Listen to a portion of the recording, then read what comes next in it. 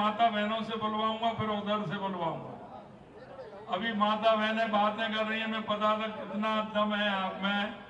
जो भारत माँ की इधर से माता बहनें बोलेंगी और इधर से हमारे भाई जो बैठे हैं वो बोलेंगे, दोनों का तुलना हो जाएगी कितना जोर है। मैं पहले माता बहनों से बुलवाऊंगा, इधर से बोलेंगे पहले सभी माता बहनें, भारत माता की। अब इधर आपकी बात, भारत माता की। एक बार इधर से और अब तैयार हो जाइए आप, बोलिए भारत माता की। अब के तो निकले, अब एक साथ बोलेंगे सर, इधर से भी उधर से एक साथ बोलेंगे, भारत माता की। पृथ्वीराज चौहान जी, पृथ्वीराज चौहान जी। आज के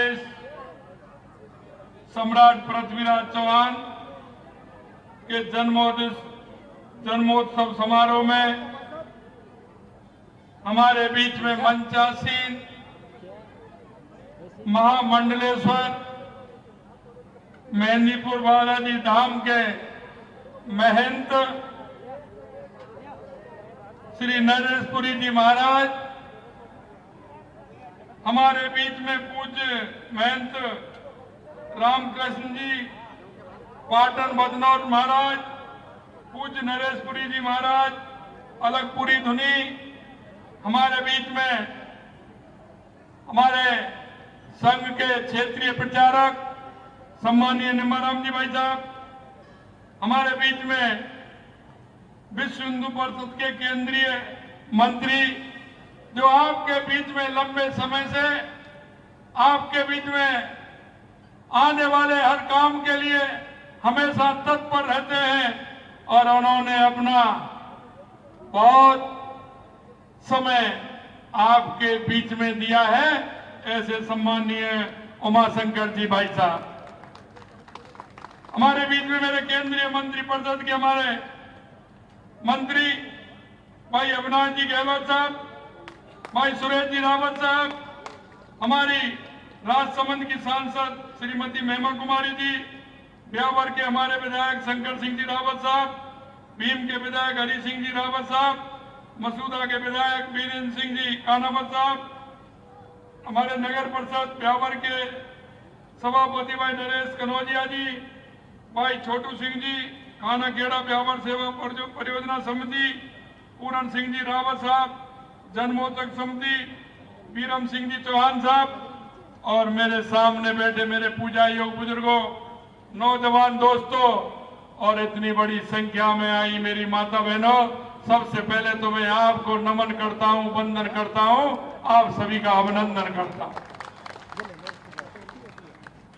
आशापुरा धाम में विराजी आशापुरी माता को मैं सबसे पहले नमन करता हूं। मैं सम्राट पृथ्वीराज चौहान के जन्मोत्सव समारोह समिति ब्यावर को जन्म उत्सव के भव्य आयोजन के लिए मैं बहुत बहुत बधाई और साधुवाद देता हूं। साथ ही मैं आपको भी साधुवाद देना चाहता हूं कि मगरा मेरवाड़ा क्षेत्र में सनातन संस्कारों को सुदृढ़ करने के लिए ब्यावर सेवा परियोजना विगत 44 वर्षों से सम्राट पृथ्वीराज चौहान के जन्म उत्सव को हर्षोल्लास के साथ उनके जन्म उत्सव को पखवाड़े के रूप में मनाती आ रही है। इस वर्ष सीता महराज हिंदू महासभा का द्वारा सामूहिक विवाह सम्मेलन के लिए भी मैं आपको बहुत बहुत बधाई देता हूं। सामूहिक विवाह सम्मेलन में पढ़ने में सूत्र में बंधने वाले सभी हमारे जो नव दंपति हैं उनके सुखद दाम्पत्य जीवन की शुभकामनाएं देता हूं, जो आज वो सभी उस दाम्पत्य सूत्र में बंधने वाले हैं। सामूहिक विवाह सम्मेलन समाज में एक अच्छी परंपरा है। ये सम्मेलन विवाहों में फिजूल खर्ची पर रोक लगाते हैं, साथ ही समाज में समानता और एकता की भावना को जागृत करने का काम और उसे प्रगाढ़ करने का काम भी करते हैं। भाइयों बहनों, मैं आपसे इतना कहना चाहता हूं, राजस्थान ये वीरों की भूमि है। इसके कण कण में शौर्य, वीरता और त्याग की गाथाएं रची हुई है। इनकी खूबियों की वजह से राजस्थान की विश्व भर में एक अलग पहचान है।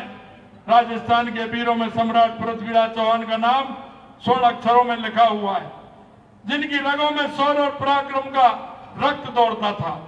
मैं सम्राट पृथ्वीराज चौहान के जन्मोत्सव समारोह के अवसर पर उन्हें कोट कोट नमन करता हूं।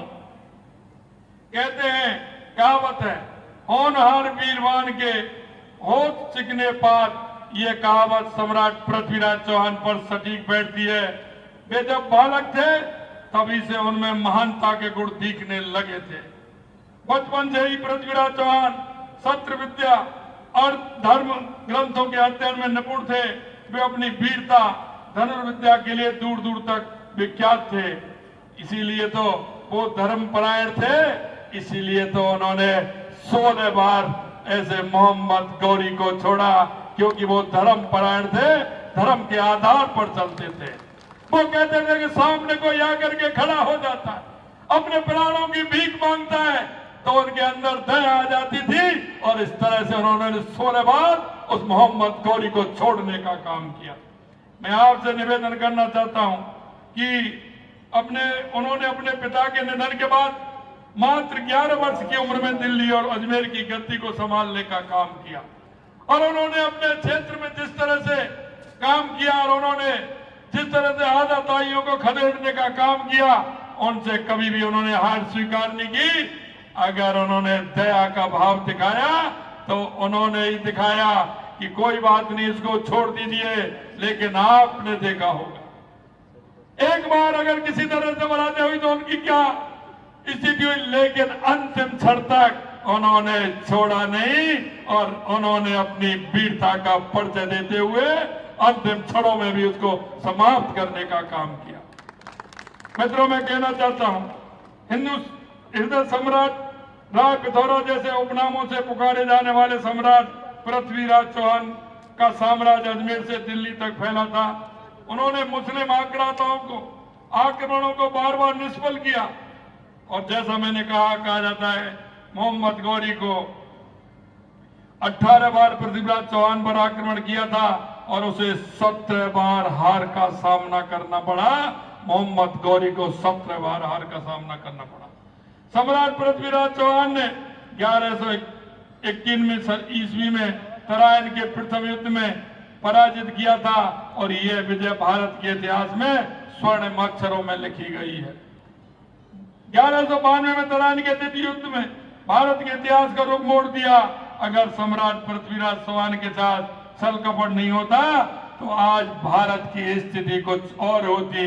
वो भी बदलने वाले थे, लेकिन स्थिति जिस तरह से बदली, लेकिन उन्होंने कभी हार नहीं मानी।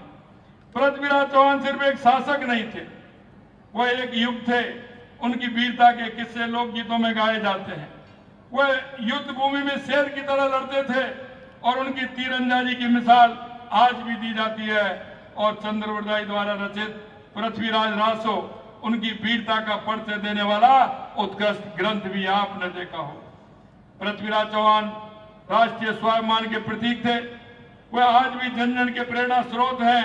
उनकी गौरव गाथाएं जानने के लिए इतिहास की गहराइयों को समझना होगा। और आपने देखा होगा, हमने भी देखा है, और मेरे से बड़े जो उम्र के लोग हैं उन्होंने भी देखा होगा, हमारे गांव गांव में नाटक होते थे। छोटे छोटे उनके माध्यम से गांव में उस वीरता को दिखाते थे कि हमारे पृथ्वीराज चौहानों, अमर सिंह राठौरों और ऐसे हमारे उन महान विभूतियों के नाटक दिखाते थे। और जो परिदृश्य आता था और वह परिदृश्य देखने लायक होता था, आने वाली पीढ़ी को उसकी जानकारी मिलती थी। मैं आपसे यही कहना चाहता हूं मेरे भाई और बहनों कि हमारे पूर्वजों ने हजारों सालों की गुलामी झेली, हजारों सालों तक उन्होंने संघर्ष किया, लेकिन उन्होंने किसी भी तरह से हार नहीं मानी। और आज आपसे मैं यही कहना चाहता हूं, आज ये युग है, ये आपका है। मैं आपसे यही कहना चाहता हूं, हमारा जो उद्देश्य है, हमारा जो लक्ष्य है, हमें उसमें आगे बढ़ना है।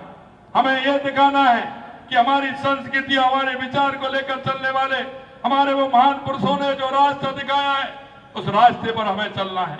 हमारी माता बहनें जिस तरह से आज हमारी माता बहनें हर क्षेत्र में, हमारे देश के यशस्वी प्रधानमंत्री नरेंद्र मोदी जी माता बहनों को आगे करते हुए उनकी जो योजना है उनको आगे बढ़ाने का काम कर रहे हैं।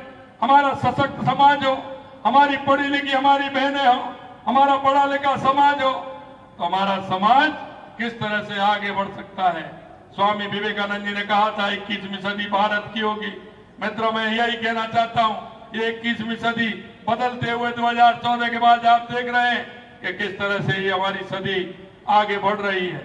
आज दुनिया में भारत का डंका बोल रहा है। आज तीसरी बार देश के यशस्वी प्रधानमंत्री नरेंद्र मोदी जी बने और उन्होंने पहले ही आकर के सबसे पहले अगर उन्होंने काम किया तो किसानों का काम किया। 17 करोड़ किसानों को सम्मान निधि देने का काम किया तो देश के यशस्वी प्रधानमंत्री नरेंद्र मोदी जी ने किया। अगर कैबिनेट की पहली बैठक होती है और उसमें निर्णय लिया जाता है तो पहला निर्णय यह लिया जाता है कि मेरे उन गरीब भाइयों को, मजदूर भाइयों को 3 करोड़ आवास के मकान बनवा करके देना है। 3 करोड़ मकान बनवाने का काम पहली कैबिनेट में प्रस्ताव पास करना ये देश के यशस्वी प्रधानमंत्री नरेंद्र मोदी जी ने किया। यही नहीं, हमारी महिलाओं के लिए लखपति दीदी बनाने का काम, 3 करोड़ लखपति दीदी बनाने का काम हमारे देश के यशस्वी प्रधानमंत्री नरेंद्र मोदी जी ने किया है।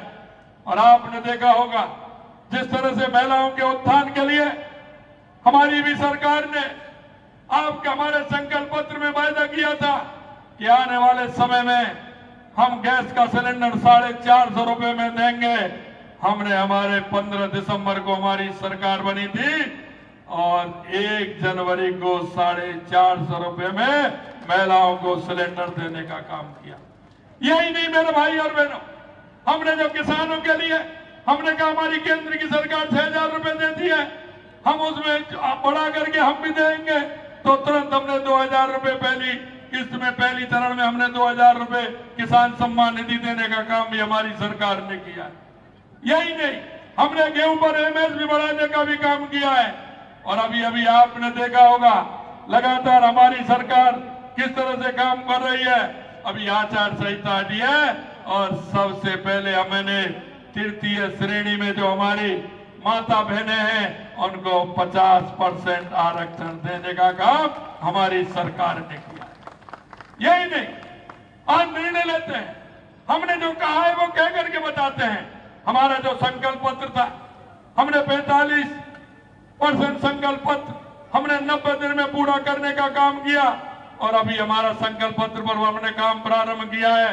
मैं आपसे यही कहना चाहता हूं, विशेषकर मैं माता बहनों से कहना चाहता हूं कि हमारी सरकार पूर्ण रूप से हमारी माता बहनों के लिए समर्पित है। हमारे युवा, हमारे गरीब, हमारे मजदूरों के लिए समर्पित है।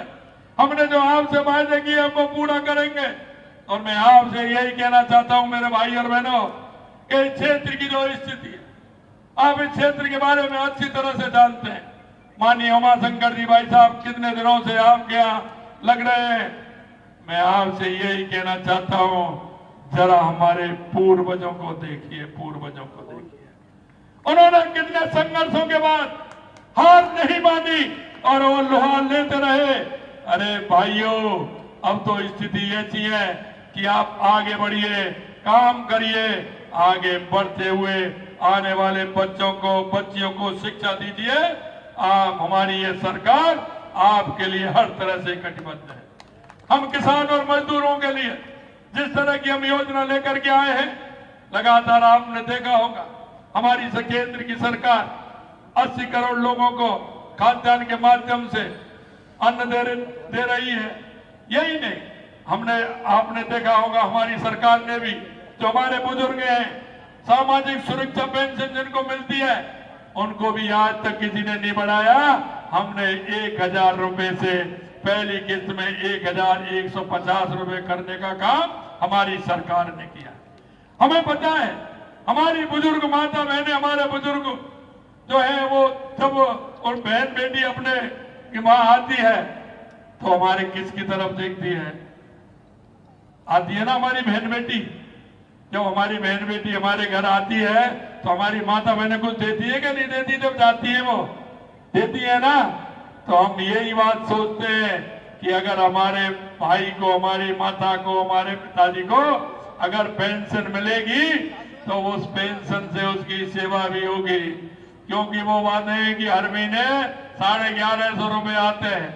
आने वाली हमारी उस बेटी का सम्मान मिलेगा, उसको 2, 5, 10 रुपए भी हमारी दादी देगी, तो वो भी घर जाके कहती है कि दादी जी ने जेब में से निकाल के 10 रुपए 20 रुपए दिए। हमारी सामाजिक जो व्यवस्था है, इन सामाजिक व्यवस्थाओं को हम कैसे बनाए रखें, यह भी आवश्यकता है। मैं आपसे इतना ही कहना चाहता हूं, अभी अभी मेरे को माननीय भाई साहब ने कहा, मैं यहाँ आया हूं तो मैं कुछ ना कुछ क्या होना चाहिए व्यवहार के अंदर, तो मैं ये भी कहना चाहता हूं, देश के यशस्वी प्रधानमंत्री नरेंद्र मोदी जी का लक्ष्य है कि 3 करोड़ बहनों को लखपति दीदी बनाना है। हमारे यशस्वी प्रधानमंत्री जी लखपति दीदी योजना से मैं बहुत प्रभावित हूं। हमारी स्वयं सहायता समूह की 40 लाख महिलाएं जो सहकारिता विभाग में पंजीकृत हैं, 1000 फेडरेशनों से जुड़ी हुई हैं और 1000 फेडरेशन पूरे राजस्थान के अंदर जिस तरह से बन रहे हैं, महिलाओं की ये फेडरेशन उन्हें लखपति दीदी बनाने हेतु प्रयासरत है।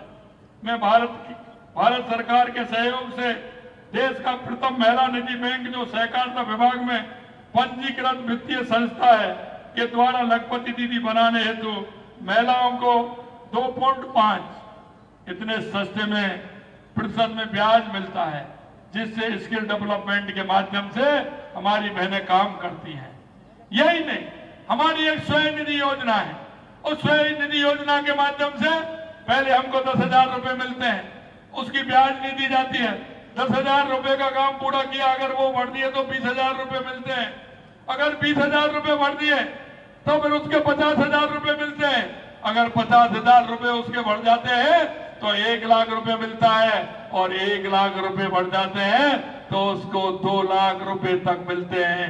उसकी कोई ब्याज नहीं होती है, सिर्फ वो अपने काम के माध्यम से उसको ठीक प्रकार से करें तो उन बहनों को इस तरह की योजना मिलती है। मैंने मेरी 2 बहनों को देखा था, उन्होंने 10,000 रुपए लिए थे। उनके पिताजी एक संस्था के सामने ढकेल पर चाय बना करके बेचते थे। उनको 2 बहनें थी, उनके मन में आया कि हम कुछ और बनाएं। उन्होंने 10,000 रुपए का स्वनिधि से उन्होंने लोन लिया और उन्होंने 1.5-2 महीने के अंदर वो 10,000 रुपए चुका दिए, क्योंकि वो उस दुकान पर टोस्ट वगैरह बिस्किट वगैरह रखने लग गए और धीरे धीरे उन्होंने उसको भी चुकाया। आगे चला तो उन्होंने उसमें एक छोटी सी दुकान लगा करके उन्होंने और नाश्ते का सामान प्रारंभ कर दिया और उन्होंने 50,000 रुपए ले लिए। 50,000 रुपए भी चुका दिए, उन्होंने 1-1 लाख रुपए भी ले लिए। अब उस बगल में एक दुकान पर दोनों बहनें ने एक दुकान किराए पे ली और पिताजी को भी ले लिया और उन्होंने 2-2 लाख रुपए लेकर के 4 लाख रुपए में एक बहुत बढ़िया दुकान चला करके अपनी आमदनी बढ़ाने का काम किया। मैं आपसे यही निवेदन करना चाहता हूं, हमारे देश के यशस्वी प्रधानमंत्री नरेंद्र मोदी जी इसके डेवलपमेंट के माध्यम से, स्वनिधि रोजगार के माध्यम से वो हमारी महिलाओं के उत्थान के लिए, हमारे युवाओं के उत्थान के लिए काम करते हैं। आज मैं यहाँ इसके लिए घोषणा करता हूं कि राज्य वित्त आयोग के द्वारा यहाँ क्षेत्रीय विकास योजना जिला नवाचार के माध्यम से एक सेंटर खोलने की मैं यहाँ घोषणा करता हूँ। वो सेंटर उन महिलाओं को सशक्त करने के लिए, उनको ट्रेनिंग देने के लिए और स्किल डेवलपमेंट के माध्यम से वो यहाँ ब्यावर और ओरपा क्षेत्र में हमारी महिला उत्थान के लिए काम करेगा। अंत में मित्रों, मैं इतना आपसे निवेदन करना चाहता हूँ, सरकारें तो खूब आती है, लेकिन मैं आपसे कहना चाहता हूँ 2014 के बाद देश के अंदर जो परिवर्तन आपने देखा है, 2014 के बाद जो देश में जिस तरह से विकास की योजनाएं हो, गरीब कल्याण की योजना हो, चाहे हमारे सीमाओं की सुरक्षा है, दुनिया में बढ़ता हुआ भारत का गौरव हो, वो आपने देखा होगा। मैं आपसे यही कहना चाहता हूं, देश के स्वाभिमान के लिए, देश के सम्मान के लिए, देश के विकास के लिए, गरीब के उत्थान के लिए, किसान के उत्थान के लिए, महिलाओं की शिक्षा के लिए, महिलाओं के उत्थान के लिए हम सभी को मिलकर के ये तो करना होगा, एक साथ चलना होगा, चल करके उन योजनाओं का लाभ लेना होगा। मैं एक बात अंत में आपसे और कहना चाहता हूं मेरे भाई और बहनों, और मैं आपसे इसलिए निवेदन करना चाहता हूं, हम भी एक बार सोचे, हम इस देश के नागरिक हैं, हम नागरिकता का भान अपने आप में करें। हमारे बीच में, हमारे गांव में, हमारे मोहल्ले में अगर कोई ऐसा व्यक्ति रहता है, हमारी ऐसी माता बहनें रहती है, ऐसा कोई बुजुर्ग रहता है, ऐसा कोई गरीब रहता है, ऐसा कोई दिव्यांग रहता है, तो उसको लाइए, नागरिक होने का कर्तव्य भी निभाइए, उस योजना का पूरा पूरा उसको लाभ मिले, इसकी चिंता करना हर व्यक्ति का काम है, हर नागरिक का काम उनकी चिंता करना है। क्योंकि जब तक हर व्यक्ति, हर मनुष्य इस बात को नहीं सोचेगा कि इन योजनाओं का लाभ नीचे तक मिले, जब तक वो नहीं जाएगा। इसलिए इतना ही कहना चाहता हूं, हम नागरिक होने का कर्तव्य निभाते हुए उन योजनाओं को आगे बढ़ाते हुए, हमारे किसान की योजनाएं हों, इतनी योजनाएं हैं, लेकिन आप उन योजनाओं का लाभ उठाएं। मैं इतना ही कहना चाहता हूं, आप सभी ने मेरे को यहाँ बुलाया, मेरा जो मान और सम्मान किया, मैं पुनः वरवधु को बहुत बहुत शुभकामनाएं देना चाहता हूं और मैं निवेदन करना चाहता हूं कि इस दाम्पत्य जीवन इनका सुखी और समृद्ध अच्छा हो। आप सभी लोग आए, आपके लिए मैं बहुत बहुत धन्यवाद और साधुवाद देना चाहता हूं। आयोजकों ने जिस तरह का ये कार्यक्रम रखा है, निश्चित रूप से मन प्रसन्न है कि जिस तरह के आयोजन होने चाहिए वो आयोजन आपने किया है और समाज में दिशा देने का काम किया है। और मित्रों, मैं आपसे अंत में यही कहना चाहता हूं, समाज बहुत बड़ा होता है, समाज के अंदर जो भी बुराइयां हैं उन पर हमें विचार करना होगा। अगर मैं विचार बदल करके उस समाज को आगे ले जाना होगा। अंत में मैं आप सभी को बहुत बहुत धन्यवाद देता हूं। आप सभी को बहुत बहुत धन्यवाद। जय हिंद, जय भारत, नमस्कार। मैं माननीय मुख्यमंत्री